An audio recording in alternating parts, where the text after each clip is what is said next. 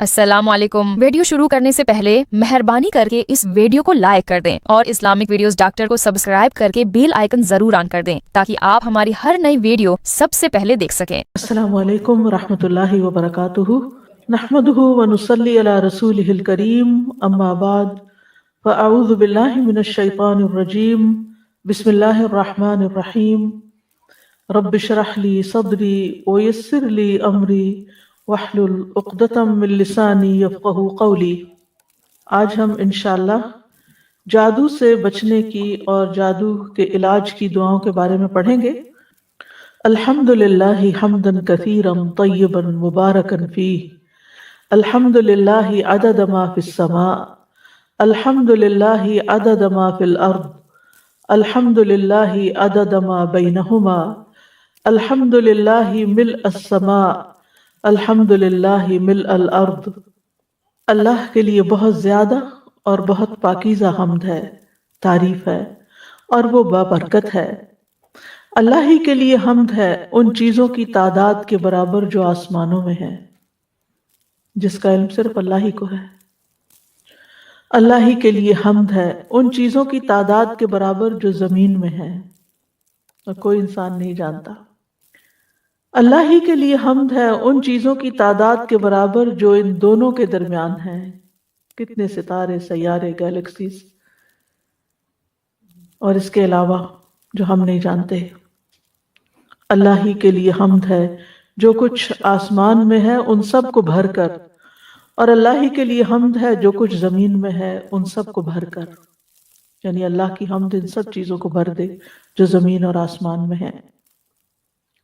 اللہ کی حمد، اللہ سبحانہ وتعالیٰ کی تعریف زمین و آسمان کی ہر چیز کر رہی ہے، اس کی حمد کے ساتھ اس کی تسبیح بیان کر رہی ہے۔ خوش قسمت ہیں وہ لوگ جنہیں اس دنیا میں حمد اور اس کا شکر ادا کرنے کی توفیق مل جاتی ہے۔ امام ابن القیم کہتے ہیں، اگر بندے کو دنیا اور جو کچھ دنیا میں ہے وہ سب کچھ دے دیا جائے، یعنی ایک شخص ایسا ہو کہ جو پوری دنیا کا مالک بن جائے، پھر وہ اس پر الحمدللہ کہے، تو اللہ اس کے دل میں حمد کا جو الہام ڈالتا ہے کہ وہ اس کو توفیق دیتا ہے اس ساری نعمت کو پانے کا، وہ اس کو اس دنیا کی نعمت کے ملنے سے بھی زیادہ بڑی چیز ہے، یہ زیادہ بڑی نعمت ہے۔ یعنی ایک طرف پوری دنیا ہے کسی کو مل جائے، اور دوسری طرف یہ توفیق مل جائے کہ اس دنیا کے ملنے پر الحمدللہ کہہ دے کوئی۔ یہ اللہ تعالیٰ کو اتنا پسند ہے، اس ساری دنیا ایک طرف اور الحمدللہ کہنا ایک طرف، کیونکہ دنیا کی نعمتیں تو ختم ہو جائیں گی اور الحمدللہ کا ثواب باقی رہے گا۔ اللہم صلی علی محمد وعلی آل محمد کما صلیت علی ابراہیم وعلی آل ابراہیم انک حمید مجید۔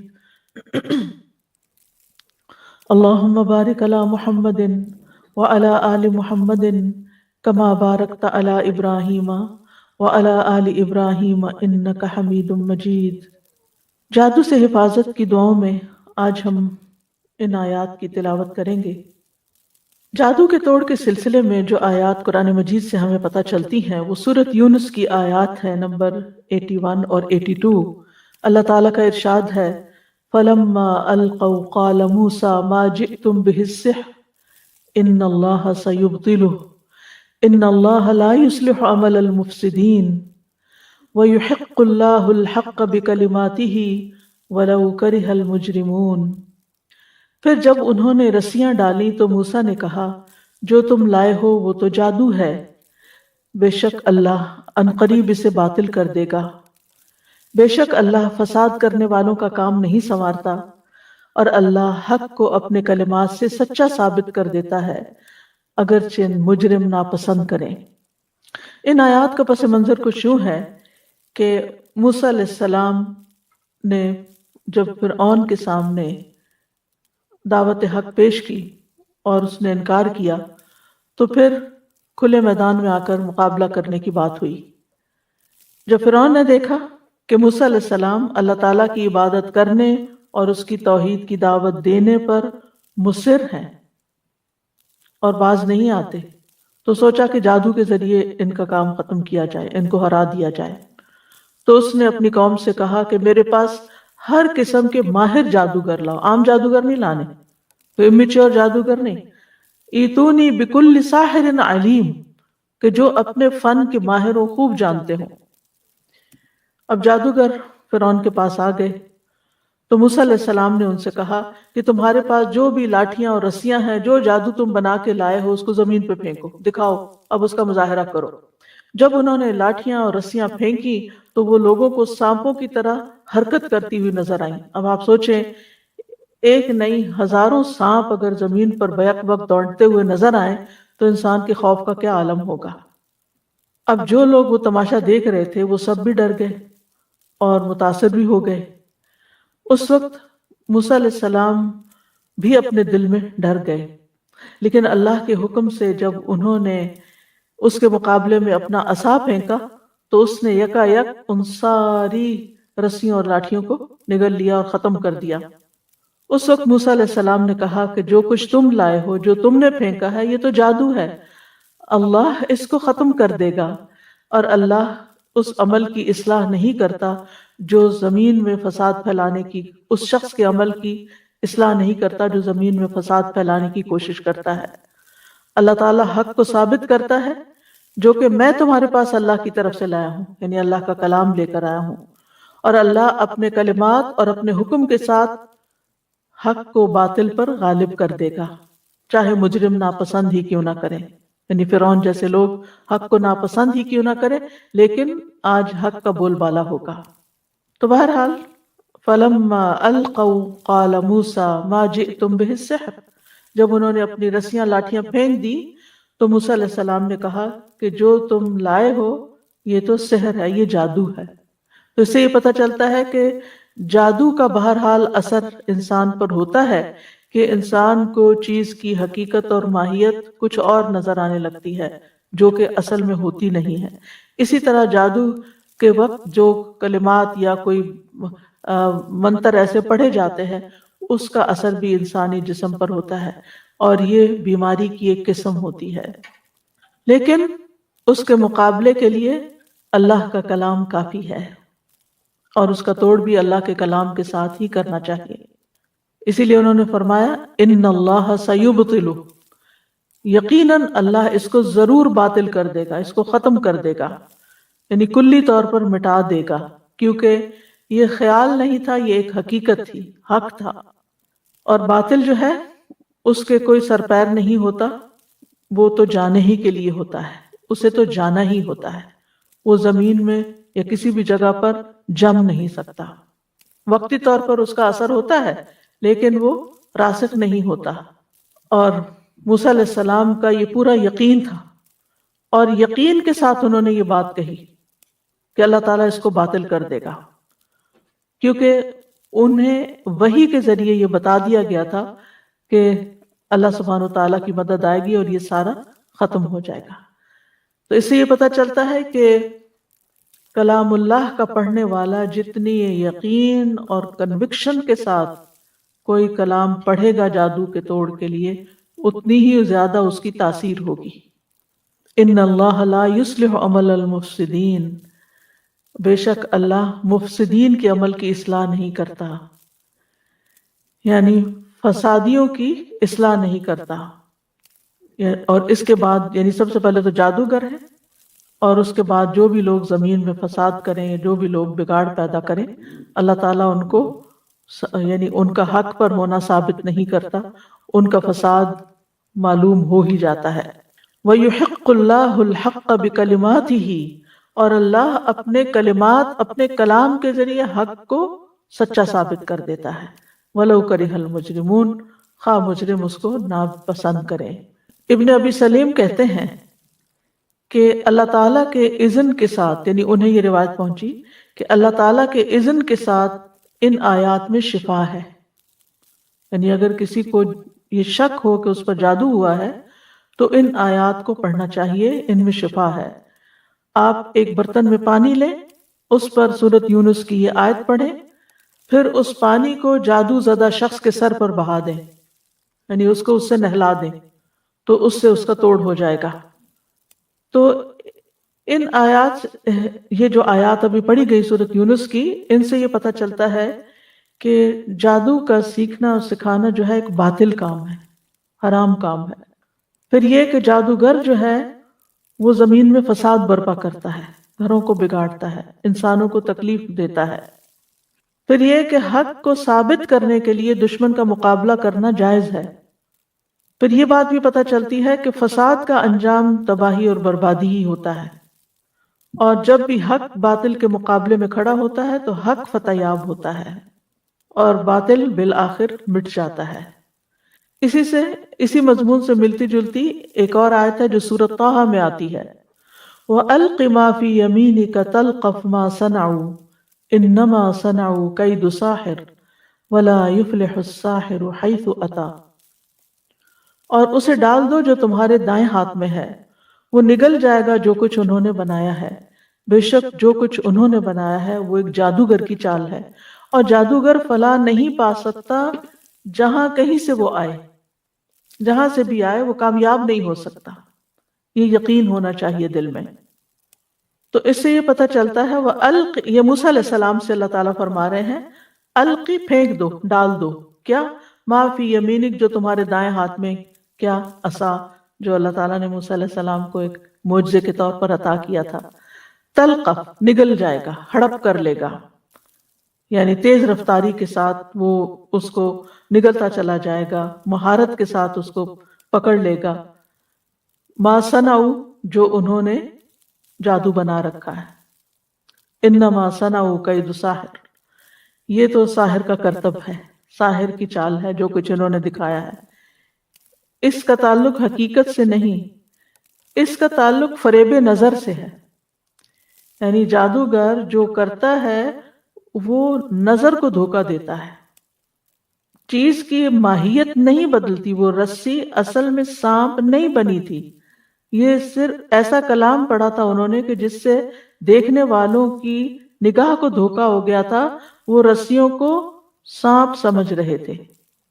انما صنعوا کید ساحر ولا یفلح الساحر حیث اتی، اور یہ عمومی بات کی گئی کہ ساحر کہیں سے بھی آئے کامیاب نہیں ہو سکتا، اس کے مقابلے میں اللہ کا کلام جو ہے وہ حق ہے، جو اس ساحر کی چال کو ختم کرنے کے لیے کافی ہے۔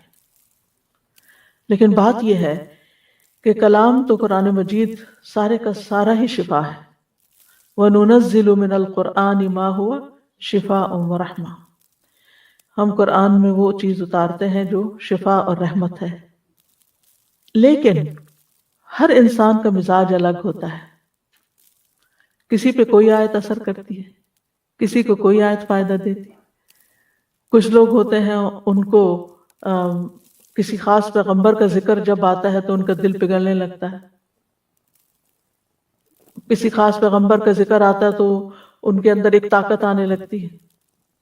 عیسیٰ علیہ السلام کا ذکر آتا ہے تو کیفیت اور طرح ہوتی ہے، موسیٰ علیہ السلام کا ذکر آتا ہے کیفیت اور طرح ہوتی ہے، نوح علیہ السلام کا ذکر آتا ہے تو کیفیت اور طرح ہوتی ہے۔ آپ سب کے دلوں میں ایک امیج ہے نا ان سارے پیغمبروں کی کہانیاں سننے کے بعد، اور آپ نے ان کا ایک حلیہ اور ایک نقشہ بھی اپنے دماغ میں رکھا ہوا ہے۔ تو جب ان کا ذکر آتا ہے تو انسان کا دل اور انسان کی روح جو ہے ایک مختلف طرح ریاکٹ کرتی ہے، اس لیے کسی پر کسی طرح کا دم اثر کر جاتا ہے، کسی پر کسی طرح کا دم اثر کر جاتا ہے، یعنی اس میں بہت ورائٹی ہے، ضروری نہیں ہوتا کہ ایک ہی دم سب کو فائدہ دے۔ تو یہ رقیہ کرنے والے پر ہوتا ہے کہ وہ مریض کی حالت دیکھ کر، اس کی کیفیت کو دیکھ کر آیات کا چناؤ کرتا ہے، اور وہ ایک کے بعد ایک چیز پڑھتا جاتا ہے جو اللہ تعالیٰ اس کے دل میں ڈالتا ہے، اور پھر اس کو شفا ہو جاتی ہے۔ عام طور پر جب ہم سنتے ہیں کسی کے بارے میں کہ اس پہ جادو کا اثر ہو گیا تو ہم کہتے ہیں سورۃ البقرہ پڑھو۔ سورۃ البقرہ بچاؤ کا ذریعہ تو ہے، لیکن سورۃ البقرہ کا پڑھنا علاج کے لیے ضروری نہیں کہ اس سے علاج بھی ہو جائے سارا۔ بعض لوگوں کو پورا پورا قرآن مجید پڑھنا پڑتا ہے۔ کچھ عرصہ پہلے کسی کا تجربہ تھا، وہ جو بھی اس قسم کی بیماری میں مبتلا ہوتا تھا اس کو کہتے تھے کہ تم 3 دن میں پورا قرآن ختم کرو، 10 پارے روز. اور اگر کوئی شخص بیمار ہوتا تو اس کے بعد اس کو قے شروع ہو جاتی، اس کے اندر سے ایسی چیزیں آپ برآمد ہونے لگتی کہ جس سے اس کو پھر اس کے بعد شفا ہو جاتی. تو بعض لوگوں کو پورا قرآن پڑھنے کی ضرورت ہوتی ہے اور بار بار قرآن سننے کی ضرورت ہوتی ہے. اور آپ نے دیکھا ہوگا کہ بہت سے لوگ سورۃ الرحمن سے شفا پا جاتے ہیں. اس کا ایکسپیرینس تو بہت لوگوں نے کیا ہے کیونکہ اس میں رحمان کی رحمت کا ذکر ہے، رحمان کی نعمتوں اور عنایتوں کا ذکر ہے کہ رحمان نے کیا کچھ بنایا ہمارے لیے اور ہم ان نعمتوں کو جھٹلا نہیں سکتے. تو جادو میں بھی کلمات ہوتے ہیں اور اس کے مقابلے میں علاج میں بھی قرآن کے جو کلمات ہوتے ہیں وہ انسان کو فائدہ دیتے ہیں. بہرحال میں تھوڑا سا مختصراً جادو کی حقیقت پر بھی بات کروں گی. جادو ایک نفسیاتی اثر ہوتا ہے. انسان کے جسم پر انسان کی سوچ بہت اثر انداز ہوتی ہے. اگر آپ ہر وقت کوئی منفی بات سوچتے رہیں، پریشانی کی بات سوچتے رہیں تو آپ کے چہرے پر پریشانی کے اثرات نظر آنے لگتے ہیں. اگر آپ دل سے خوش ہوں تو آپ کے چہرے پر ایک خوشی نظر آنے لگتی ہے. اگر آپ کو کوئی غم لاحق ہے تو وہ بھی آپ کے اوپر نظر آتا ہے. آپ اللہ تعالیٰ پر ایمان رکھتے ہیں، یقین رکھتے ہیں تو آپ کی آنکھوں میں اور طرح کے کانفیڈنس اور چمک ہوتی ہے، ایک اور طرح کی روشنی ہوتی ہے. اور اگر آپ اللہ تعالیٰ کی رحمت سے مایوس ہیں یا اللہ پر ایمان نہیں رکھتے تو آپ کی آنکھیں خالی خالی ہوں گی، اور طرح کے اثر ہوگا اس میں. یعنی آپ صرف مختلف لوگوں کی شکل دیکھ کر آپ پہچان سکتے ہیں کون خوش ہے، کون رنجیدہ ہے، کون کیسا ہے. کیوں؟ اس لیے کہ وہ ان کے خیالات کا عکس ہوتا ہے. یعنی ہمارا چہرہ جو ہوتا ہے وہ ہمارے خیالات کا آئینہ ہوتا ہے. جو ہمارے دل پر گزر رہی ہوتی ہے وہ ہمارے چہرے پر بھی آ رہا ہوتا ہے. تو جادو میں بھی ایسی ہی چیزوں سے مدد لی جاتی ہے کہ جو انسان کے نفس سے گزر کر اس کے جسم کو متاثر کر دیتی ہیں. یعنی نفس تو متاثر ہوتا ہی ہے لیکن جسم پر بھی اس کا اثر پڑتا ہے. بعض اوقات رونگٹے کھڑے ہو جاتے ہیں، بعض اوقات جسم میں کپ کپی طاری ہو جاتی ہے، بعض اوقات کوئی بخار کی کیفیت ہو جاتی ہے، بعض اوقات انسان کے جسم میں درد شروع ہو جاتی ہے. یعنی مختلف لوگوں پر اس کا مختلف طرح سے اثر ہوتا ہے. جیسے آپ دیکھیں کووڈ ہی ہے، کیا کووڈ جن لوگوں کو وہ سب کے سمٹمز ایک جیسے تھے؟ نہیں، ہر ایک کا ایک الگ کہانی ہے. کسی کا کیوں؟ اس لیے کہ کسی کا جسم کا کوئی حصہ کمزور ہے، کسی کا کوئی. تو عموماً یہ ہوتا ہے کہ جب ہمارے جسم کا کوئی حصہ متاثر ہوتا ہے، ویک ہونے لگتا ہے ایکسرسائز نہ ہونے کی وجہ سے یا کسی بھی، تو بعض اوقات جو وائرس ہوتا ہے یا کوئی بیکٹیریا ہوتا ہے یا ٹاکسن جو ہوتے ہیں یا ایسے کلام جو ہوتے ہیں وہ اس خاص حصے کو جا کے اٹیک کر دیتے ہیں. وہ کیونکہ وہ حصہ قبول کر رہا ہوتا ہے بیماری کو اور باقی ریپیل کر رہے ہوتے ہیں، فائٹ کر رہے ہوتے ہیں، ویک ہوتا ہے. امیونٹی لو ہوتی ہے تو پھر کیا ہوتا ہے؟ سردی، گرمی، ٹھنڈک، لوگوں کی چھوٹی چھوٹی باتیں، ہر چیز آپ کے اوپر اثر انداز ہو رہی ہوتی، آپ سینسیٹیو ہو جاتے ہیں. اور اگر آپ کی امیونٹی یعنی کہ اسپرچل امیونٹی اور فزیکل امیونٹی اگر آپ کی اسٹرانگ ہو تو آس پاس کچھ بھی ہوتا رہے آپ کو اس کی پرواہ نہیں ہوتی. کچھ لوگ ہوتے ہیں ان کو بڑی سے بڑی بات کہہ دیں ان کو کوئی اثر نہیں ہوتا، اور کچھ لوگ ہوتے ہیں ان کو کچھ نہ کریں صرف ٹیڑھی آنکھ سے دیکھ ہی لیں تو وہ رونے بیٹھ جاتے ہیں. بہرحال جادو جو ہے یہ جسم اور دل دونوں پر اثر کرتا ہے. ابن قدامہ کہتے ہیں یہ کچھ عزائم یعنی کلمات دم جھاڑ کے الفاظ اور گرہیں ہوتی ہیں جو دلوں اور جسموں پر اثر انداز ہوتی ہیں. تو ان کی وجہ سے جادو زدہ شخص بیمار ہو جاتا ہے اور کبھی ہلاک بھی ہو جاتا ہے. یعنی کبھی اس کی شدت ہو تو مر بھی سکتا ہے. اس کی وجہ سے مرد اور اس کی بیوی کے درمیان جدائی بھی ڈال دی جاتی ہے اور شوہر اور بیوی میں سے کسی ایک کو فریق ثانی سے جنسی تعلق سے بھی کاٹ دیتا ہے. یعنی کئی طرح کے اثرات ہوتے ہیں لوگوں پر. امام ابن تیمیہ کہتے ہیں شیطان خود اپنی ذات میں خبیث ہے، تو جب عزائم یعنی منتر پڑھنے والا اور روحانی جادو کی کتابیں پڑھنے والا، اس طرح کی دوسری چیزیں پڑھنے والا ایسی چیزوں کے ساتھ شیاطین کا تقرب حاصل کرتا ہے جس کو شیاطین اور کفر اور شرک میں سے پسند کرتے ہیں، تو ان کے لیے یہ چیزیں رشوت کے قائم مقام ہو جاتی ہیں، اور پھر وہ شیطان اس انسان کے اغراض و مقاصد کو پورا کر دیتے ہیں۔ جیسے انسان کسی کو مال دیتا ہے تاکہ وہ اس کی خاطر کسی کو قتل کر دے، جیسے کئی لوگ کرائے کے وہ قاتل ہوتے ہیں نا، تو یا یہ کہ کسی کو پیسے دیتا ہے کہ کسی لڑکے یا لڑکی کو اغوا کرنا ہے غلط کاموں میں، تو اسی وجہ سے اسی طرح لوگ جنات کو بھی کوئی ایسے گناہ کر کے خوش کرتے ہیں کہ جس کی وجہ سے وہ انسان کی مدد کرتے ہیں اس غلط کام میں، جادو وغیرہ کرنے میں، اور مثلا ناپاک چیزوں کے ساتھ قرآن لکھتے ہیں، کبھی کلام اللہ کے حروف کو الٹا لکھتے ہیں، اور کبھی خون یا نجاست کے ساتھ یا اس طرح کی چیزوں کے ساتھ عمل کر رہے ہوتے ہیں، اللہ سبحانہ تعالیٰ کے بارے میں یا دین کے بارے میں یا قرآن کے بارے میں غلط باتیں بولتے ہیں تاکہ شیطان خوش ہو جائے۔ اصل مقصد کیا ہوتا ہے کہ شیطان کو خوش کرنا، اور جب شیطان خوش ہو جائے تو پھر وہ اس شخص کا جو کلمات ہوتے ہیں، یہ جادو ہوتا ہے، وہ کرنے کے لیے اس کے مددگار بن جاتے ہیں، وہ اس انسان کے جسم کے اندر گھس کر اس کو نقصان دیتے ہیں، کیونکہ شیطان، یہ تو ہمیں حدیث سے پتہ چلتا ہے نا، شیطان انسان کے جسم میں خون کی طرح دوڑتا ہے، یعنی اس کو یہ آزادی ہے کہ اگر ہم نے اذکار نہیں کیے ہوئے، ہم قلعے میں نہیں ہیں، ہم نے پروٹیکشن نہیں اپنی کی ہوئی، تو وہ ہمارے جسم میں بھی گھس سکتے ہیں اور پھر کوئی پین کریٹ کر سکتے ہیں، کوئی تکلیف کریٹ کر سکتے ہیں، اور کئی بیماریاں اس کا نتیجہ ہو سکتی ہیں۔ حضرت عائشہ، پھر آپ دیکھیے کہ جادو کا اثر ان لوگوں پر بھی ہو جاتا ہے جو اذکار نہیں کرتے، اور ان پر بھی ہو سکتا ہے جو اذکار کرتے ہیں، یعنی بعض اوقات نیک سے نیک آدمی پر بھی جادو کا اثر ہو سکتا ہے، لیکن اللہ کے فضل سے وہ دور بھی ہو جاتا ہے۔ نبی صلی اللہ علیہ وسلم پر جادو کا اثر ہو گیا تھا، صحیح بخاری کی روایت ہے، حضرت عائشہ کہتی ہیں کہ رسول اللہ صلی اللہ علیہ وسلم پر جادو کر دیا گیا تھا، اس کا آپ پر یہ اثر ہوا تھا کہ آپ کو خیال ہوتا کہ آپ اپنی بیویوں کے پاس گئے ہیں، حالانکہ آپ نہیں گئے ہوتے تھے۔ سفیان ثوری کہتے ہیں جب اس کا یہ اثر ہوا تو یہ جادو کی سب سے سخت قسم ہے، یعنی اس کے بھی لیولز ہیں، کوئی معمولی درجے کا جادو ہوتا ہے اور کوئی بہت شدید جادو ہوتا ہے، تو جو نبی صلی اللہ علیہ وسلم پر کیا گیا تو وہ بہت شدید قسم کا تھا۔ اس کے توڑ کے لیے آپ نے کیا کیا تھا؟ اللہ سے مدد مانگی تھی، اللہ کی طرف رجوع کیا تھا، اللہ سے دعائیں کی تھی۔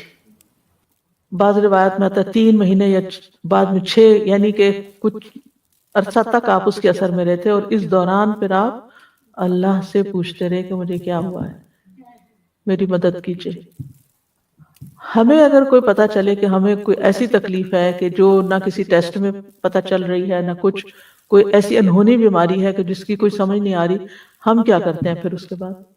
جادوگروں کے پیچھے چل پڑتے ہیں، کاہنوں کے پیچھے چل پڑتے ہیں، ہم دعا نہیں کرتے، ہم اللہ سے مدد نہیں مانگتے۔ اسی لیے میں نے یہاں پاز کیا کہ یہ بات ہم اپنے اندر راسخ کر لیں کہ جب کوئی مصیبت آتی ہے تو سب سے پہلا کرنے کا کام یہ ہے کہ انسان اللہ کی طرف رغبت کرے۔ پیغمبر سارے یہی کرتے تھے، نبی صلی اللہ علیہ وسلم کے بارے میں بھی آتا ہے کہ وہ جب ان کو کوئی مشکل آتی تھی تو وہ نماز کی طرف دوڑتے تھے۔ تو اس لیے بہت ضروری ہے کہ ہم خوب اللہ سے دعائیں کریں اور پوچھیں کہ یا رب تو مجھ پہ واضح کر دے مجھ میں ہوا کیا ہے۔ حدیث کے الفاظ سنیے، پھر آپ نے فرمایا اے عائشہ تمہیں معلوم ہے اللہ سے جو بات میں نے پوچھی تھی کہ مجھے کیا ہے، اللہ نے اس کا جواب دے دیا ہے۔ ان پر تو وہی آتی تھی، ہمیں کوئی خواب آ سکتا ہے، ہمیں کوئی قرآن کی کسی آیت سے جواب مل سکتا ہے، ہمیں کسی انسان کی کسی بات سے جواب مل سکتا ہے۔ فرمایا میرے پاس 2 آدمی آئے، ایک میرے سر کے پاس بیٹھ گیا اور دوسرا میرے پاؤں کے پاس۔ فرشتے ہوں گے۔ میرے سر کے پاس بیٹھنے والے نے دوسرے سے کہا ان صاحب کا کیا حال ہے؟ دوسرے نے جواب دیا ان پہ جادو کر دیا گیا ہے۔ اس نے پوچھا کہ کس نے ان پہ جادو کیا ہے؟ جواب دیا لبید بن عاصم نے، جو یہودیوں کے حلیف بنی زریق میں سے ایک منافق شخص ہے۔ اس نے پوچھا ان پر کس چیز میں جادو کیا گیا ہے؟ جواب دیا کہ کنگھی اور اس سے جھڑنے والے بالوں میں۔ اس نے پھر پوچھا جادو کہاں ہے؟ اس نے جواب دیا نر کھجور کے خوشے میں جو زربان کے کنویں کے اندر رکھے ہوئے پتھر کے نیچے دفن ہے. اب وہاں کو انسان تو لے کے نہیں پہنچا ہوگا، تو جنات کے ذریعے رکھوایا گیا ہوگا. پھر نبی صلی اللہ علیہ وسلم اس کنویں پر تشریف لے گئے اور جادو اندر سے نکالا. پھر آپ نے فرمایا یہی وہ کنواں ہے جو مجھے خواب میں دکھایا گیا تھا، اور اس کا پانی مہندی کے نچوڑ جیسا سرخ تھا. یعنی زنگالا تھا نا، زنگ لگ چکا تھا، پرانا کنواں تھا، کوئی ادھر جاتا ہی نہیں تھا. تو انہوں نے ایسی جگہ ڈھونڈی کہ کسی کو خیال بھی نہ آئے. اور اس کے کھجور کے درخت شیطانوں کے سروں جیسے تھے، جو اس کے آس پاس اگے ہوئے تھے. پھر وہ جادو کنویں میں سے نکالا گیا. حضرت عائشہ کہتی ہیں میں نے کہا آپ نے اس جادو کا توڑ کیوں نہیں کرایا؟ آپ نے فرمایا اللہ نے مجھے شفا دی، اب میں لوگوں میں سے کسی پر شر کو نہیں پھیلانا چاہتا. اور شفا پھر معوذتین کے ذریعے آپ کو نصیب ہوئی.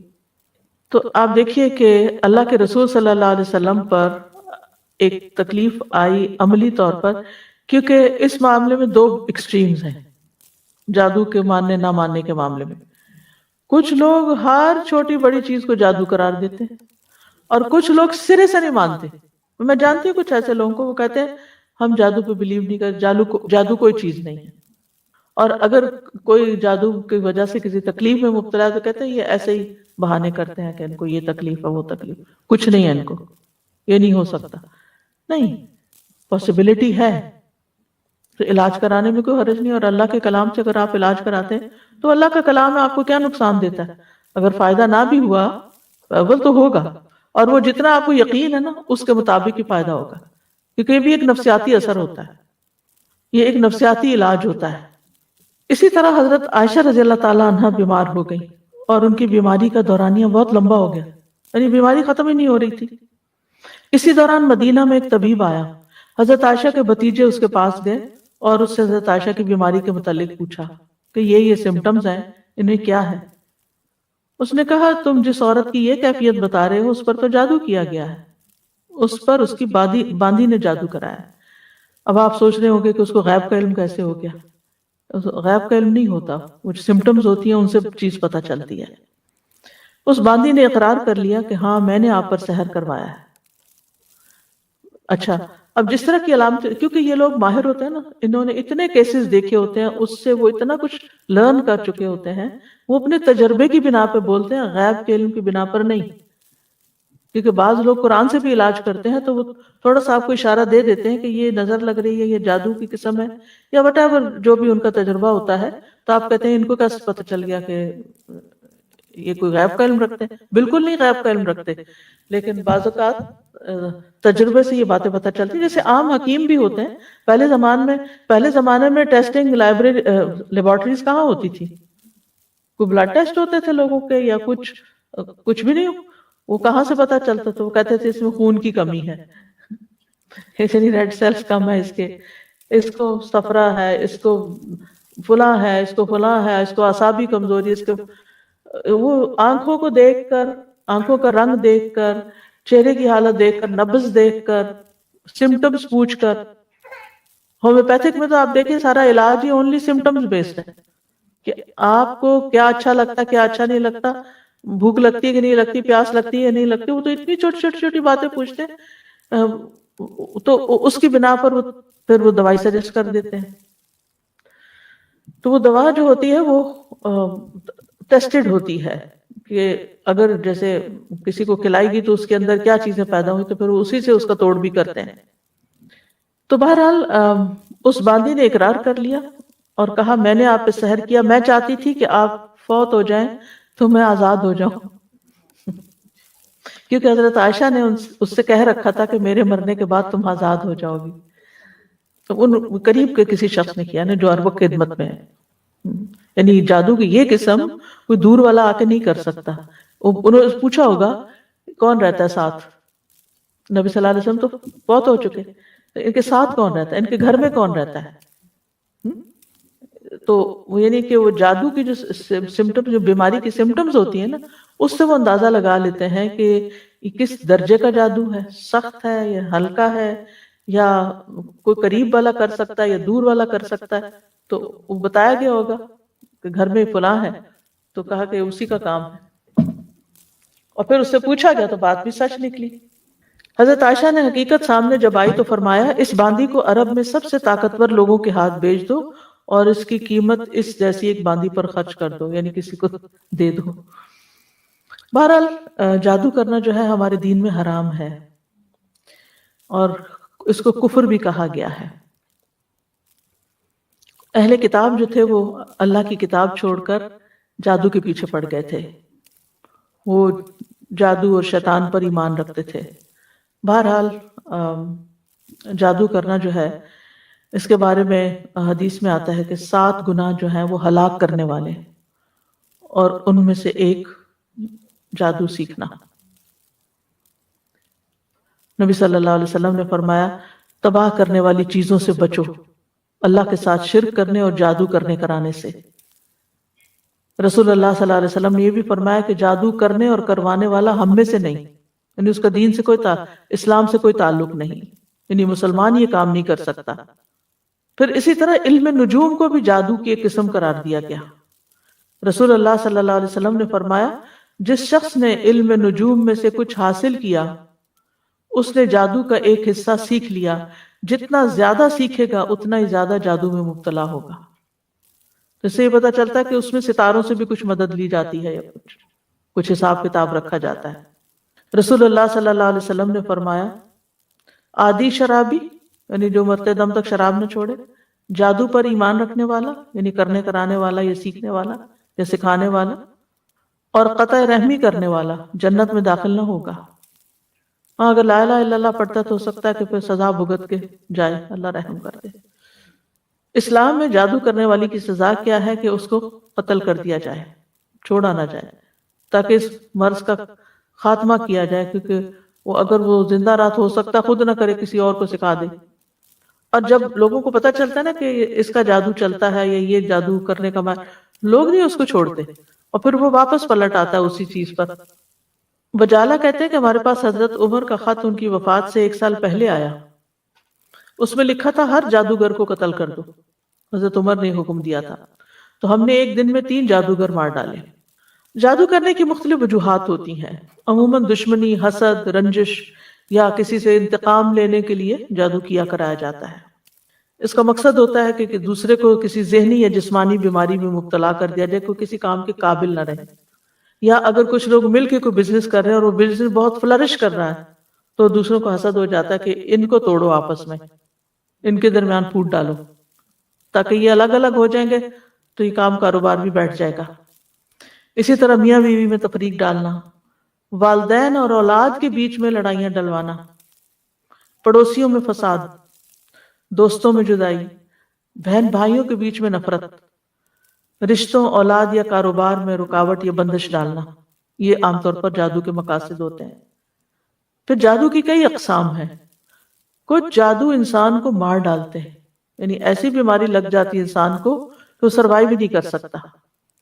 کچھ صرف بیمار کر دیتے ہیں۔ کچھ جادو انسان کی عقل کو ختم کر دیتے ہیں۔ کچھ جادو انسان کے جسم کے کچھ حصوں کو بے حس بے حرکت کر دیتے ہیں۔ کچھ جادو ایسے ہیں کہ جو انسان کے حواس میں تبدیلی پیدا کر دیتے ہیں، یعنی انسان چیز کچھ ہوتی ہے، اس کو کچھ اور ہی نظر آ رہی ہوتی ہے۔ متحرک چیز کو ساکن دیکھتا ہے، ساکن کو متحرک دیکھتا ہے۔ کچھ جادو محبت کھینچ لاتے ہیں، کچھ جادو نفرت کی وجہ بنتے ہیں۔ تو بہرحال یہ سارے جو جادو کی اقسام ہیں ان میں سے ان کے نام بھی ہیں، جیسے سحر تفریق، سحر محبت، سحر تخیل، سحر جنون، سحر خمول جس میں صرف کاہلی سستی ہوتی ہے، سحر حواتف جس میں متاثر شخص چیختا پکارتا ہے، چیخیں مارتا ہے، سحر امراض مختلف بیماریاں جیسے مرگی وغیرہ ہوتی ہے، سحر استحاضہ یعنی خواتین کو پیریڈز ختم ہی نہیں ہوتے۔ تو جادو کی علامات بعض آہستہ آہستہ شروع ہوتی ہیں، بعض ایک دم سٹرونگ آتی ہیں، جیسے سستی، گھبراہٹ، خاموشی، تنہائی کی عادت، کسی سے نہیں ملنا، کسی سے بات نہیں کرنی، ذہنی انتشار، حد سے زیادہ چڑچڑا پن، ذرا سی بات پہ بھڑک اٹھنا، کسی کام میں دل نہ لگنا، نماز روزہ عبادت چھوڑ دینا، بغیر کسی بیماری اور وجہ کے سر چکرانا، ڈراؤنے خواب آنا، خواب میں بھی رونا، چیخنا، چلانا، خون کے چھینٹے اور کپڑوں کو کٹا ہوا پانا، خامند بیوی کے درمیان آپس میں کوئی کشش محسوس نہ کرنا، بغیر کسی وجہ کے رشتہ داروں کا آپس کے معاملات میں بگاڑ ہو جانا، یعنی ایک دوسرے سے ملنا جلنا چھوڑ دینا، تو یہ اس کی ظاہری علامات ہوتی ہیں۔ اب یہ ہے کہ اس شر سے بچنے کے لیے کیا کرنا چاہیے، کیونکہ جن اور انسان دونوں ہی انسان کے دشمن ہو سکتے ہیں۔ سب سے پہلی بات یہ ہے کہ انسان اللہ کے ساتھ اپنا تعلق مضبوط کرے، اللہ پر بھروسہ کرے، اور دل میں یہ خیال نہ لائے اور یہ وہم نہ لائے کہ مجھے پر کوئی جادو ہو جائے گا، کوئی کر دے گا، بلکہ اللہ پہ توکل کرے، اللہ کی پناہ لے۔ حدیث میں آتا ہے کہ اللہ تعالیٰ فرماتا ہے میرا بندہ اگر مجھ سے مانگتا ہے تو میں اسے دیتا ہوں جو محبوب بندہ ہوتا ہے، اگر وہ کسی سے میری پناہ مانگتا ہے تو میں اس کو پناہ دے دیتا ہوں۔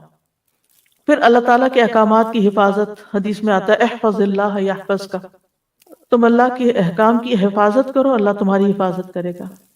نمازوں کی حفاظت، یعنی جو نمازوں کی حفاظت کرتا ہے وہ اللہ کے ذمے میں ہوتا ہے، اللہ کی حفاظت میں ہوتا ہے، خصوصاً نماز فجر کی حفاظت۔ اسی طرح اشراق کا پڑھنا، رسول اللہ صلی اللہ علیہ وسلم نے فرمایا اللہ عز و جل فرماتا ہے اے ابن آدم تو دن کے پہلے حصے میں میرے لیے 4 رکعتیں پڑھ لیا کر، میں اس دن کے آخری حصے تک تیری کفایت کروں گا۔ پھر طہارت کا خیال رکھنا، یاد رکھیے یہ جنات اور یہ شر اور شیاطین اور یہ جادو کے اثرات ان لوگوں پر زیادہ ہوتے ہیں جو پاک صاف نہیں رہتے، اپنے ڈرٹی بالوں کو صاف نہیں کرتے، اپنے استنجا کا صحیح اہتمام نہیں کرتے، یا نہاتے نہیں ہیں، یا صاف کپڑے نہیں پہنتے، یا اندھیرے میں رہنا پسند کرتے ہیں، یا سیاہ رنگ ان کو بہت پسند ہوتا ہے کیونکہ سیاہ رنگ کے اوپر شیاطین زیادہ آسانی سے کام کر لیتے ہیں۔ پہلے بھی حدیث میں نے آپ کو سنائی تھی کہ جب انسان سو کر اٹھے تو اپنے ناک کو خوب جھاڑے، کیونکہ شیطان جو ہے ناک کے بانسے پر رات گزارتے ہیں۔ تو صبح شام کی اذکار کی پابندی کریں، سونے جاگنے کے اذکار کی پابندی وہ بھی حفاظت کے لیے بہت ضروری ہے۔ بیت الخلاء میں جاتے ہوئے دعا پڑھیں، ہر کام سے پہلے بسم اللہ پڑھیں، کیونکہ جس کام میں بسم اللہ ہو جاتی ہے تو وہ شیطان وہاں سے نکلتا جاتا ہے، وہ اس میں داخل نہیں ہو سکتا، شامل نہیں ہو سکتا۔ جیسے انسان اپنے گھر میں داخل ہوتا ہے تو بسم اللہ پڑھ کے دروازہ کھولے، کھانا کھانے لگتا ہے تو بسم اللہ پڑھ کر کھائے، اور اسی طرح لائٹ آف کر رہا ہے، لائٹ آن کر رہا ہے، کوئی چیز اٹھا رہا ہے، رکھ رہا ہے تو بسم اللہ کو تکیہ کلام بنا لینا چاہیے ایک طرح سے لباس اتارتے وقت۔ اور پھر اسی طرح دائیں ہاتھ سے کھانا اور پینا چاہیے، کیونکہ شیطان بائیں ہاتھ سے کھاتا ہے، تو اگر بائیں ہاتھ سے آپ کھاتے ہیں تو شیطان بیچ میں شریک ہو جاتا ہے اور اس کو اپنا عمل کرنے کا موقع مل جاتا ہے۔ پھر مغرب کے وقت بچوں کو خاص طور پہ گھر سے باہر نہیں نکالنا چاہیے، کیونکہ مغرب کے قریب شیطان جنات جو ہیں وہ زمین پر پھیل جاتے ہیں اور اچکتے پھرتے ہیں۔ اب اس کا علاج کیسے کرنا چاہیے؟ سب سے پہلے یہ ہے کہ انسان قرآن سے علاج کرے، قرآن شفا ہے، نافع علاج ہے۔ قل هو للذین آمنوا ھدی وشفاء، کہہ دیجئے یہ ان لوگوں کے لیے جو ایمان لائے ہدایت اور شفا ہے۔ وَنُنَزِّلُ مِنَ الْقُرْآنِ مَا هُوَ شِفَاءٌ وَرَحْمَةٌ لِّلْمُؤْمِنِينَ وَلَا يَزِيدُ الظَّالِمِينَ إِلَّا خَسَارًا، ہم قرآن میں جو کچھ نازل کرتے ہیں وہ مومنوں کے لیے تو شفا اور رحمت ہے، مگر ظالموں کے خسارے میں ہی اضافہ ہوتا ہے۔ حضرت عائشہ سے مروی ہے کہ رسول اللہ صلی اللہ علیہ وسلم ایک مرتبہ ان کے پاس تشریف لائے تو دیکھا ایک عورت حضرت عائشہ کا علاج کر رہی ہے، بیمار جو تھی یا ان کو دم کر رہی ہے، تو آپ نے فرمایا کتاب اللہ کے ساتھ اس کا علاج کرو۔ آپ کو معلوم ہے کہ اس زمانے میں مدینہ میں کوئی حکیم، کوئی ڈاکٹر کچھ بھی نہیں تھا، وہ لوگ عام طور پہ بیمار نہیں ہوتے تھے۔ تو ایک حکیم کو پتہ چلا کہ اس علاقے میں کوئی حکیم نہیں، تو وہ آ گیا کہ میں یہاں رہ کر لوگوں کا علاج کروں گا۔ 6 مہینے گزر گئے، اس کے پاس کوئی بھی نہیں آیا، کہ کوئی بیمار نہیں پڑا۔ تو آخر اس نے راز پوچھا کہ کیا وجہ ہے؟ اس نے کہا کہ اس وقت تک ہم نہیں کھاتے جب تک بھوک نہیں لگتی، اور جب بھی بھوک باقی ہوتی ہے تو کھانا چھوڑ دیتے ہیں۔ بہرحال اگر چھوٹی موٹی کوئی تکلیف ہوتی بھی تھی تو دم وغیرہ کر لیتے تھے لوگ، قرآن پڑھ لیتے تھے، قرآن وہ جو مسنون دعائیں ہیں وہ پڑھ لیا کرتے تھے، علاج ہو جاتا تھا۔ تو آپ صلی اللہ علیہ وسلم نے فرمایا کہ کتاب اللہ کے ساتھ اس کا علاج کرو، یعنی قرآن میں سے پڑھ کر اس پہ دم کرو۔ اسی طرح کچھ غذائیں ایسی ہیں کہ جو علاج ہیں. جیسے کلونجی، آپ نے فرمایا کلونجی کے دانوں میں موت کے علاوہ ہر بیماری کا علاج ہے. یعنی اس تیل پر دم کر کے انسان مریض کے متاثرہ حصے جو ہیں ان پر لگا سکتا ہے، مساج کر سکتا ہے. اور کلونجی کے دانوں پہ دم کر کے وہ پھر مریض کو کھلانا بھی چاہیے. اسی طرح شہد، یعنی صبح و شام 1 چمچ شہد جو ہے اگر انسان کھائے نہار منہ، اور پھر اس کے بعد کچھ نہ کھائے کم از کم آدھا گھنٹہ، تو اس سے بھی جسم کے اندر سے زہریلے مادے نکلتے ہیں. قرآن میں آتا ہے یخرج من بطونها شراب مختلف الوانہ فیہ شفاء للناس. یہ اللہ تعالیٰ کا حکم ہے کہ شہد میں شفا ہے. ہاں، خالص ہونا چاہیے. آپ صلی اللہ علیہ وسلم نے فرمایا شفا 3 چیزوں میں، پچنا لگوانے میں، شہد پینے میں، اور آگ سے داغنے میں. اور میں اپنی امت کو آگ سے داغنے سے منع کرتا ہوں. اب شہد چاہے را پی لیں یا اس کو پانی میں ملا کے پی لیں، اس پہ بھی آپ دم کر کے رکھ سکتے ہیں اور اس کو بھی استعمال کر سکتے ہیں. آپ صلی اللہ علیہ وسلم نے فرمایا شفا تو صرف 2 چیزوں میں ہے، شہد لوگوں کے لیے شفا ہے اور قرآن دلوں کی شفا ہے. پھر آب زمزم، جس مقصد کے لیے اس کو پیا جائے تو اس سے شفا ہوتی ہے. اگر آپ کے پاس تھوڑا سا بھی آب زمزم ہو، کوئی حج سے آنے والا یا عمرے سے آنے والا آپ کے لیے لائے، تو آپ اس کو ضروری نہیں کہ ایک مرتبہ سارا پی جائیں، آپ اس کو دوسرے پانی میں تھوڑا تھوڑا ملا لیں، پورے پانی کا مزاج بدل جائے گا. حدیث میں آتا ہے کہ انہا مبارکتن انہا طعام طعم، کہ وہ بابرکت ہے اور کھانے والے کا کھانا بھی ہے. اور حدیث میں بھی آتا ہے کہ زمزم کا پانی اس مقصد کے لیے جس کے لیے وہ پیا جائے. اور اگر آپ وہاں جائیں اللہ کے گھر تو زمزم سے نہائیں. نیچے وہ جگہ بنی ہوتی تھی پہلے، اب مجھے نہیں معلوم، اور تو اس لوگ اپنے اوپر بھی بہاتے تھے. پیچھے سے صفا مروہ کی طرف سے جائے نا باہر نکل کے، تو وہاں باہر ٹیپس لگی ہوئی ہیں جہاں ڈائریکٹ زمزم آ رہا ہوتا ہے. بوٹل بھر کے لے آئیں اور اپنے اوپر تھوڑا تھوڑا تھوڑا کر کے سارا بہا لیں. اس کو دم کر کے بھی نہا سکتے ہیں، اس سے بھی بیماری جاتی ہے. اور صبح شام اس کو پیا جائے. پھر اسی طرح دم کیا ہوا پانی جو ہے ناک میں ڈالنا اور جھاڑنا، یعنی ڈال کے اس کو جھاڑا جائے، کیونکہ یہ جگہ شیاطین کے بیٹھنے کی ہو جاتی ہیں. زیتون کا تیل استعمال کرنا، نبی صلی اللہ علیہ وسلم نے فرمایا زیتون کھاؤ اور اس کو لگاؤ، بے شک یہ مبارک درخت ہے. اچھا تو یہ ہے کہ شہد، زیتون کا تیل اور کلونجی کا تیل یا کلونجی کے دانے، ان کو انسان مکس کر کے رکھ لے اور اس میں سے ½ ٹی اسپون یا 1 ٹی اسپون صبح شام لے سکتا ہے یا ایک ٹائم لے سکتا ہے، کیونکہ ہر ایک کو ایک ڈوز نہیں چلتی. تو جو ان چیزوں کے ماہر ہوتے ہیں طب نبی کے، ان سے پوچھا جا سکتا، مشورہ کیا جا سکتا. لیکن آپ کیا کر سکتے ہیں کہ اس میں سے، یعنی یہ امیونٹی بڑھانے والی چیزیں، آپ اس میں سے پہلے تھوڑا لیں، آپ اس کو پچ گیا ہے پھر تھوڑا سا اور انکریز کر دیں، پھر تھوڑا سا اور کر دیں، پھر دیکھیں کہاں تک لمٹ ہے آپ کی. اس سے بھی انسان کے جسم کی بہت سی دردیں اور تکلیفیں جو ہیں وہ دور ہوتی ہیں. زیتون کا تیل صبح کے وقت پینا جو ہے یہ بھی بہت فائدے کا ہے. اور اب تو یہ بات بہت سننے میں آتی ہے نا کہ صبح سب سے پہلی چیز جو ہے یا آپ کوکونٹ کا آئل لیں یا زیتون کا لیں یا کوئی بھی آئل لیں، کیونکہ وہ لیور کی کلینزنگ کرتا ہے. نبی صلی اللہ علیہ وسلم نے فرمایا زیتون کا تیل کھایا کرو، ڈائریکٹ بھی لے سکتے ہیں، اور اگر آپ مشکل ہے لینا تو آپ کسی چیز میں جیسے سیلیڈ وغیرہ میں ملا کے بھی کھا سکتے ہیں. فرمایا زیتون کا تیل کھایا کرو اور اس سے تیل لگایا کرو، وَدَّهِنُوا بِهِ، یعنی مساج وغیرہ کیا کرو، کیونکہ وہ بابرکت درخت ہے. تو جسم پر زیتون اور کلونجی کا تیل الگ الگ وقت پہ ملا جا سکتا ہے، دونوں کو مکس کر کے بھی ملا جا سکتا ہے. پھر اسی طرح تلبینہ کھانا، فرمایا تذهب ببعض الحزن، یہ کچھ غم بھی دور کر دیتا ہے. اجوا کھانا، 7 اجوا کھجوریں صبح کے وقت اگر کوئی کھائے تو اس سے بھی علاج ہوتا ہے. جس نے یہ کھجوریں کھا لی، نبی صلی اللہ علیہ وسلم نے فرمایا اسے زہر اور جادو کوئی نقصان نہیں دے گا. چونکہ اجوا ایک مہنگی کھجور ہے، تو اگر نہ میسر ہو تو کوئی بھی کھجور شفا کی نیت سے کھائی جا سکتی ہے. پھر سنا مکی، صبح شام اس کو سنوت بھی کہتے ہیں، اس کا ایک چھوٹا چمچہ کھانا، جیسے حدیث میں آتا ہے سنا مکی اور سنوت کو لازم پکڑو، کیونکہ اس میں ہر بیماری کا علاج ہے سوائے سام کے. فرمایا سام کیا؟ پوچھا گیا سام کیا؟ تو آپ نے فرمایا موت. اچھا، سرہ مکی جو ہے یہ پیٹ صاف کرتی ہے، تو پھر ظاہر اگر زہریلے مادے آنتوں میں ہے، یہ کچھ ایسی چیزیں ہیں تو اس سے انسان کو نجات ہوتی ہے۔ پھر حجامہ، آپ نے فرمایا اگر تمہاری دواؤں میں کسی میں بھلائی ہے تو پچنا لگوانے میں یا شہد پینے اور آگ سے داغنے میں، اگر وہ مرض کے مطابق ہو، اور میں آگ سے داغنے کو پسند نہیں کرتا۔ یاد رکھیے غیر شرعی طریقہ علاج سے ممانعت اختیار کرنی چاہیے، کہ انسان ایسے جادوگروں کے پاس جائے جو اس کو ایسی چیزیں کرنے کو کہے جو درست نہیں ہے۔ یعنی شعبدہ بازو سے علاج نہیں کروانا چاہیے، اور حرام میں شفا نہیں ہے۔ اگر کوئی کہے کہ شراب لے آؤ، میں اس کے اوپر کچھ منتر پڑھ دیتا ہوں اور اس سے تم مت پیو تو ٹھیک ہو جاؤ گے، تو ایسی چیزیں نہیں کرنی چاہیے۔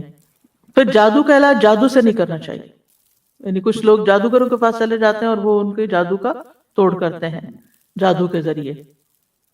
اور پھر غیر شرعی جھاڑ پھنکار جو ہے، جس کو نشرہ کہا جاتا ہے، فرمایا یہ شیطانی عمل ہے، کیونکہ اس میں جنات کی مدد طلب کی جاتی ہے، روحوں کو پکارا جاتا ہے۔ اسی کے بارے میں آپ نے فرمایا تھا کہ میری امت کے 70,000 لوگ بلا حساب جنت میں داخل ہوں گے۔ یہ وہ لوگ ہیں جو نہ جھاڑ پھونک کرواتے ہیں، نہ پال لیتے ہیں، بلکہ اپنے رب پر بھروسہ کرتے ہیں۔ تو یہ غیر شرعی جو نشرہ جو ہے یا غیر شرعی دم جو ہے، غیر شرعی دم کے بارے میں ہے۔ جو شرعی دم ہے سورۃ فاتحہ پڑھ کر یا ویسے قرآن پڑھ کر کسی کے اوپر جھاڑنا پھونکنا، اس سے منع نہیں ہے۔ اور مثلا شیطان کو بگانے کا طریقہ آپ نے کیا بتایا؟ اعوذ باللہ السمیع العلیم من الشیطان الرجیم من ہمزہ ونفخہ ونفثہ پڑھ کر پھٹکارا جائے، یعنی پھونک ماری جائے جس میں تھوڑی لعاب بھی ہو، تو یہ بھی تو جھاڑ ہو گئی۔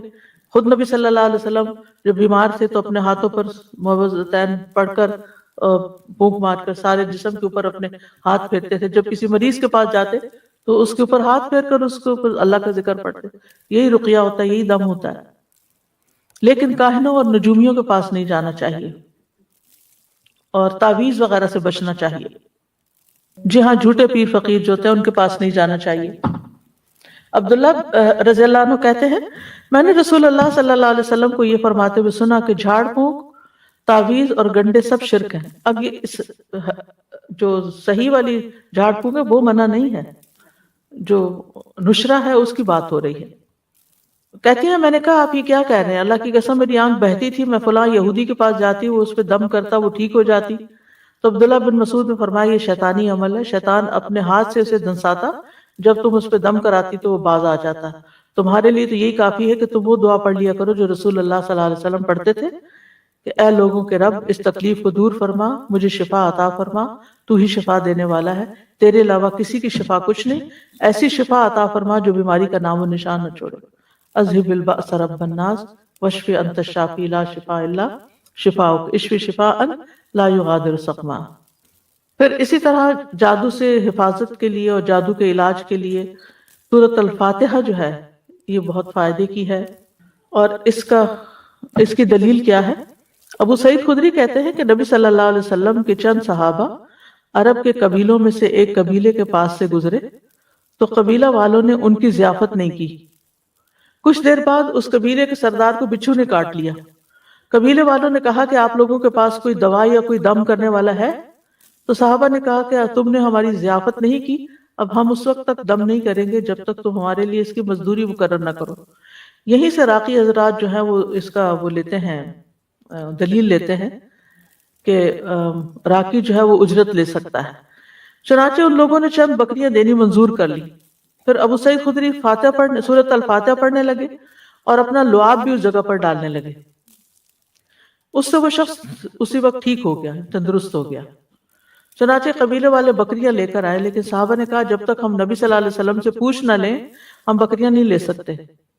جب آپ سے پوچھا گیا تو آپ مسکرائے اور فرمایا تمہیں کیسے معلوم ہو گیا تھا کہ سورۃ فاتحہ سے دم بھی کیا جا سکتا ہے؟ ان بکریوں کو لے لو اور اس میں میرا حصہ بھی رکھو، یعنی خوش مزاجی سے آپ نے فرمایا۔ اور یہ اس لیے فرمایا گا کہ لوگوں کے دلوں کے اندر کراہت نہ ہو اس میں۔ تو اس میں آپ دیکھیے کہ بعض راقی اس سے یہ دلیل بھی لیتے کہ وہ 40 بکریاں تھی اور راقی کو 40 بکریوں کی قیمت تک کی قیمت لینے کا جواز ملتا ہے۔ بہرحال اللہ عالم۔ پھر سورۃ البقرہ جو ہے اس کا پڑھنا نبی صلی اللہ علیہ وسلم نے فرمایا سورۃ البقرہ پڑھا کرو، اس کا پڑھنا باعث برکت ہے اور اس کا چھوڑنا باعث حسرت ہے، اور جادوگر اس کو حاصل کرنے کی طاقت نہیں رکھتے، یعنی اس پہ قابو نہیں پا سکتے۔ تو اس میں کیا کرنا چاہیے؟ روٹین میں روز سورۃ البقرہ کا کچھ حصہ پڑھتے رہنا چاہیے، جب پھر ختم ہو جائے پھر شروع کر لے کر، یعنی جیسے اگر اور کچھ نہیں تو روزانہ 2 پیجز، یعنی ایک صفحہ ادھر ہوتا ہے ایک صفحہ ادھر۔ مصحف عثمانی میں آپ دیکھیں آیت پہ ختم ہوتا ہے نا صفحہ، 2 صفحے ہر روز پڑھ لیا کریں، مثلا 4 صفحے ہر روز پڑھ لیں، 8 صفحے ہر روز پڑھ لیں، تاکہ وہ برکت رہے۔ لگانا اور بات ہوتا ہے اور خود پڑھنا اور بات ہوتی ہے، کیونکہ پھر اس میں تو صرف ہمارے کان سن رہے ہوتے ہیں، لیکن جب ہم خود پڑھتے ہیں تو ہمارا دل دماغ سب کچھ پھر حاضر ہوتا ہے اس میں۔ لیکن سورۃ البقرہ کی کچھ آیات جادو کے توڑ کے لیے بڑی مؤثر ہیں۔ اس میں الف لام میم سے لے کر المفلحون تک، اس کے بعد وَاتَّبَعُوا مَا تَتْلُو الشَّيَاطِينُ عَلَىٰ مُلْكِ سُلَيْمَانَ، آیت نمبر 102 سورۃ البقرہ کی، پھر آیت نمبر 163 اور 164 وَإِلَٰهُكُمْ إِلَٰهٌ وَاحِدٌ لَا إِلَٰهَ إِلَّا هُوَ الرَّحْمَٰنُ الرَّحِيمُ، پھر آیت الکرسی، پھر آمن الرسول۔ تو آپ دیکھیں زیادہ تر رکیہ تو یہی آ گیا۔ رسول اللہ صلی اللہ علیہ وسلم نے فرمایا اللہ تعالیٰ نے زمین و آسمان کی تخلیق سے 2000 سال قبل کتاب لکھی تھی، اس میں سے 2 آیتیں نازل کر کے ان سے سورۃ البقرہ کا اختتام کیا گیا۔ لہٰذا جس گھر میں 3 راتوں تک سورۃ بقرہ کی آخری 2 آیتیں پڑھی جائیں گی، شیطان اس کے قریب نہیں آئے گا، یعنی پھر وہ جادو وغیرہ کا اثر نہیں ہوگا انشاءاللہ۔ دیگر قرآنی آیات میں جیسے سورۃ آل عمران کی آیت نمبر 18 اور 19، شہد اللہ انہ لا الہ الا ہو، اس میں بھی توحید کی بات ہے۔ پھر سورۃ الاعراف آیت 54 سے 56 تک، ان ربکم اللہ الذی خلق السماوات والارض فی 6 ایام، اور آیت 56 ہے ولا تفسدوا فی الارض بعد اصلاحها۔ پھر سورۃ الاعراف کی آیت نمبر 117 سے لے کر 122 تک، وَأَوْحَيْنَا إِلَىٰ مُوسَىٰ أَنْ أَلْقِ عَصَاكَ فَإِذَا هِيَ تَلْقَفُ مَا يَأْفِكُونَ، جو آج لیکچر کے شروع میں آیات آپ نے سنی، 117 سے 122 تک۔ پھر سورۃ یونس آیت 81 سے 82، فَلَمَّا أَلْقَوْا قَالَ مُوسَىٰ مَا جِئْتُمْ بِهِ السِّحْرُ إِنَّ اللَّهَ سَيُبْطِلُهُ إِنَّ اللَّهَ لَا يُصْلِحُ عَمَلَ الْمُفْسِدِينَ وَيُحِقُّ اللَّهُ الْحَقَّ بِكَلِمَاتِهِ وَلَوْ كَرِهَ الْمُجْرِمُونَ۔ پھر سورۃ طٰہٰ کی آیت وَأَلْقِ مَا فِي يَمِينِكَ تَلْقَفْ مَا صَنَعُوا إِنَّمَا صَنَعُوا كَيْدُ سَاحِرٍ وَلَا يُفْلِحُ السَّاحِرُ حَيْثُ أَتَىٰ۔ پھر سورۃ المؤمنون کی آیت ہے أَفَحَسِبْتُمْ أَنَّمَا خَلَقْنَاكُمْ عَبَثًا وَأَنَّكُمْ إِلَيْنَا لَا تُرْجَعُونَ فَتَعَالَى اللَّهُ الْمَلِكُ الْحَقُّ لَا إِلَٰهَ إِلَّا هُوَ رَبُّ الْعَرْشِ الْكَرِيمُ۔ یہ آگے بھی ہے أَنْتَ خَيْرُ الرَّاحِمِينَ تک۔ نمبر ہے المؤمنون کی آیت نمبر 115 سے لے کر 118 تک، 115 سے 118، یہ سورۃ المؤمنون۔ اور سورۃ طٰہٰ کی آیت نمبر ہے 69 اور یونس کی ہے 81 اور 82۔ پھر سورۃ صافات پہلی 10 آیتیں، پھر سورۃ الاحقاف 29 سے 33 تک، پھر سورۃ الرحمن 33 سے 36 تک، پھر سورۃ الحشر 21 سے 24 تک، یعنی آخری آیتیں جو ہے نا لو انزلنا ھذا القرآن علی جبل۔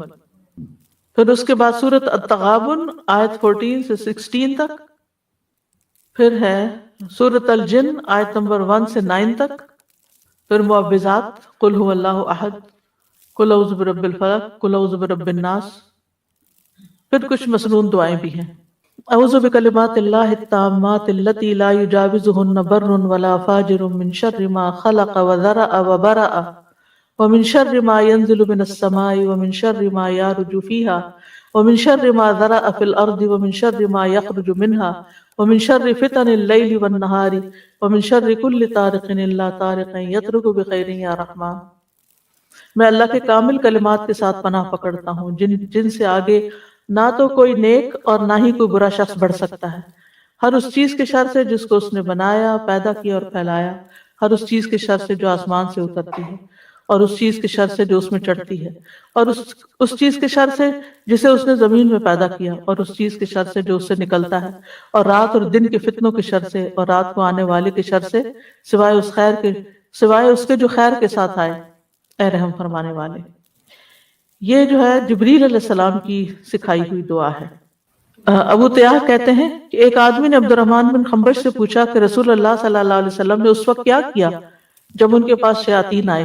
انہوں نے کہا شیاطین مختلف وادیوں گھاٹیوں سے اتر کر آپ کے پاس آئے، اور ان میں سے ایک شیطان کے ساتھ آگ کا شعلہ تھا جس کا ارادہ یہ تھا کہ وہ رسول اللہ صلی اللہ علیہ وسلم کو جلا دے، یعنی اتنے ڈھیروں ڈھیر آ گئے، لیکن وہ مروب ہو گیا، خود ہی پیچھے ہٹنے لگا۔ اتنی دیر میں جبریل آپ کے پاس اور کہنے لگے یا محمد کہیے۔ آپ نے پوچھا کیا کہوں؟ انہوں نے کہا آپ کہیے یہ دعا، یہ پڑھیے، یعنی اگر ڈھیروں شیطان بھی آپ کے پیچھے لگ جائیں تو اس دعا سے بھاگ جائیں گے انشاءاللہ۔ اور اس میں پناہ لی گئی ہے اللہ کے سارے کلمات سے، سب کتابوں یعنی قرآن اور اس کے علاوہ بھی جو کچھ ہے، اور پھر ہر چیز کے شر سے، جو اوپر سے آئے، جو نیچے سے جائے، رات کا شر، دن کا، ہر قسم کا شر، اور ہر طرح کے فتنے اور ہر طرح کے حادثے جو رات کو آئیں یا دن کو آئیں۔ یہ دعا بہت فائدے کی ہے، صبح شام کی دعاؤں میں آپ شامل کر سکتے ہیں۔ اسی طرح ایک اور دعا بھی ہے، اعوذ بوجہ اللہ العظیم الذی لیس شیء اعظم منہ وبکلمات اللہ التامات التي لا يجاوزهن بر ولا فاجر وباسماء اللہ الحسنى كلها ما علمت منها وما لم اعلم من شر ما خلق وبرأ وزرع۔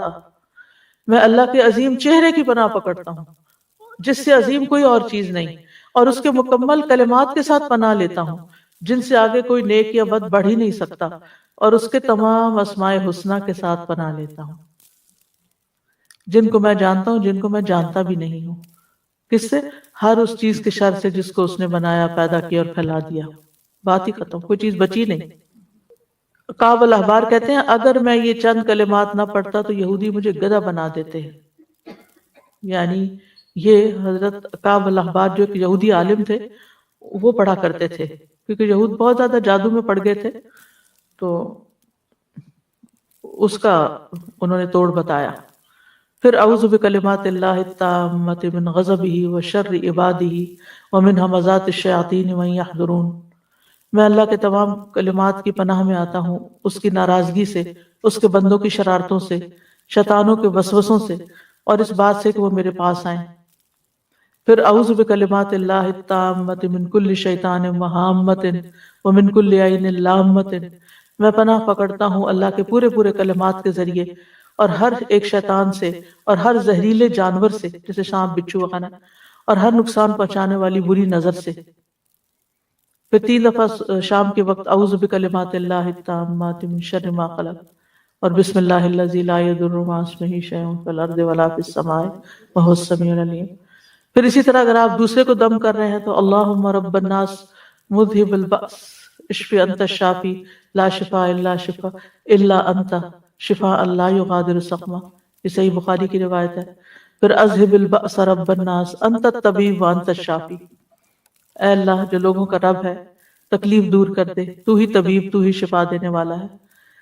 امسح البأس رب الناس بیدک الشفاء لا کاشف له الا انت، اے لوگوں کے رب اس تکلیف کو دور کر دے، شفا تیرے ہاتھ میں، تیرے علاوہ کہیں اور سے شفا نہیں مل سکتی۔ پورا یقین اور توکل اور بھروسہ اللہ پہ۔ بسم اللہ ارقیک من کل شیء یؤذیک من شر کل نفس او عین حاسد اللہ یشفیک، بسم اللہ ارقیک، میں اللہ کا نام لے کر آپ پر دم کرتا ہوں ہر اس چیز سے جو آپ کو تکلیف پہنچائے، ہر نفس کے شر سے اور نظر بد سے، اللہ آپ کو شفا عطا فرمائے۔ میں اللہ کا نام لے کر آپ پہ دم کرتا ہوں۔ بسم اللہ یبریک ومن کل داء یشفیک ومن شر حاسد اذا حسد وشر کل ذی عین، اللہ کے نام کے ساتھ وہ آپ کو صحت دے اور ہر بیماری سے شفا دے، اور حاسد کے شر سے جب وہ حسد کرے، اور ہر بری نظر والے کے شر سے محفوظ رکھے۔ اور اسأل اللہ العظیم رب العرش العظیم ان یشفیک 7 دفعہ پھر پڑھے۔ میں اللہ عظمت والے سے دعا کرتا ہوں جو عرش عظیم کا رب ہے کہ وہ تمہیں شفا دے دے۔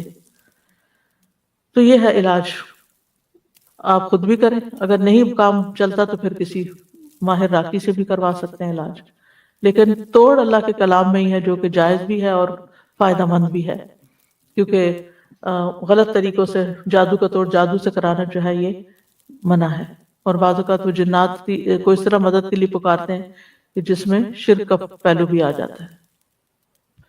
وآخر دعوانا ان الحمد للہ رب العالمین، سبحانک اللہم وبحمدک، اشہد ان لا الہ الا انت، استغفرک واتوب الیک۔